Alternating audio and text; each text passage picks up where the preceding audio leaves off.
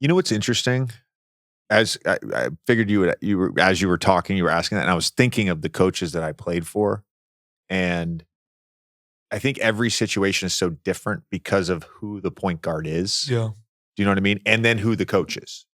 And I remember there was one season where Stan was, he liked to have control and he liked to be able to call the plays, right? But then there was one season where he was like, I don't want to call the plays. Jameer, you called the plays. I don't know who our backup point guard was that year in particular. Maybe it was Jason Williams. Maybe it was Duhan. Maybe it was Anthony Johnson. I don't know. But he's like, you guys called the plays.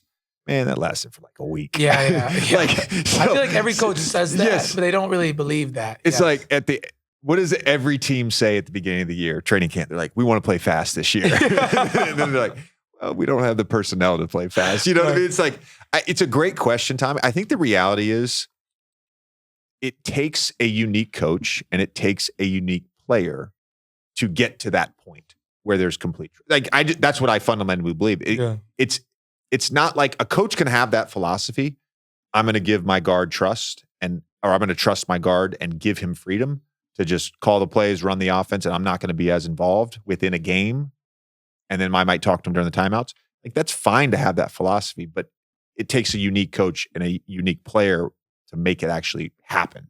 Yeah. I've been lucky to play. I mean, I played for Luke and Zach, who was like as players coach he was a player, right? Yeah. And then Alvin was free reign, offensively, he trusts you, go score.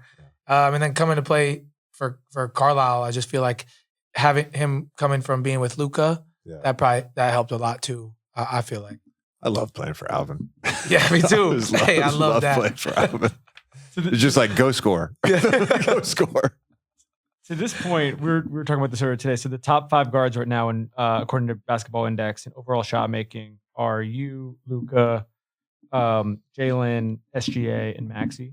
Is there a common characteristic you think you guys all share? Well, outside of Tyrese, we all have the ball in our hands the whole game.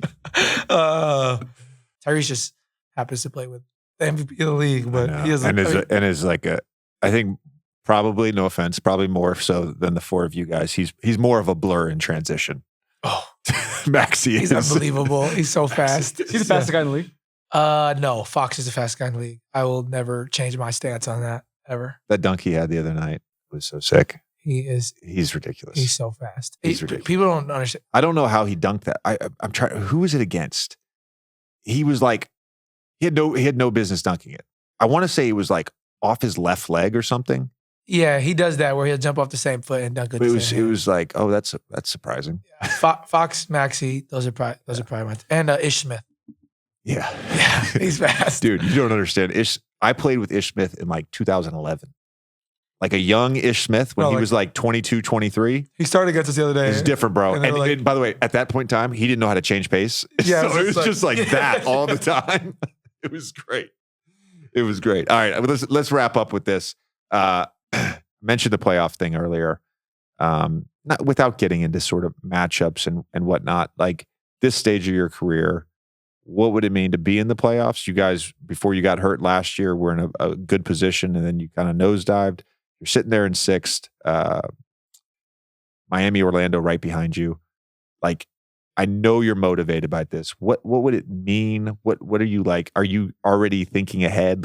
What's going through your brain as you're sort of processing the success so far, but also looking ahead?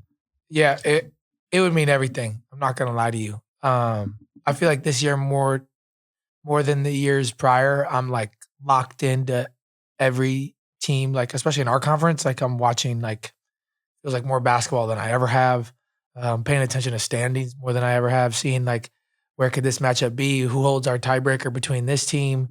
I'm just super locked into that stuff. I just think I think I talked about this. After USA, it was kind of a wake up call for me. Not winning a goal, not winning gold. That was the first time I had real expectations to win since I've been in the NBA and still didn't do it, And so, not that I necessarily felt that us not winning gold is strictly on me, but looking at myself in the mirror, it was something needs to change. My daily habits, something has to happen because I can't do this anymore. I can't just be a loser my whole life. I can't. So this year has just been completely locking in on winning and doing things to win. And I'm so thankful that like we've added Pascal because I think that we share that notion. Like he just wants to win at the same time. He's won a championship before, and I think that he's trying to continue to, he'd like to do that again, But I think for me, like I've been an all-star. I've had a lot of individual success. I signed the big contract, like all that's cool, but I just want to be known for like my impact on the game. And like you can't impact the game and be a loser. You know what I mean? So honestly, it's all I think about. It's all I care about. I figured that. Yeah. I just figured that.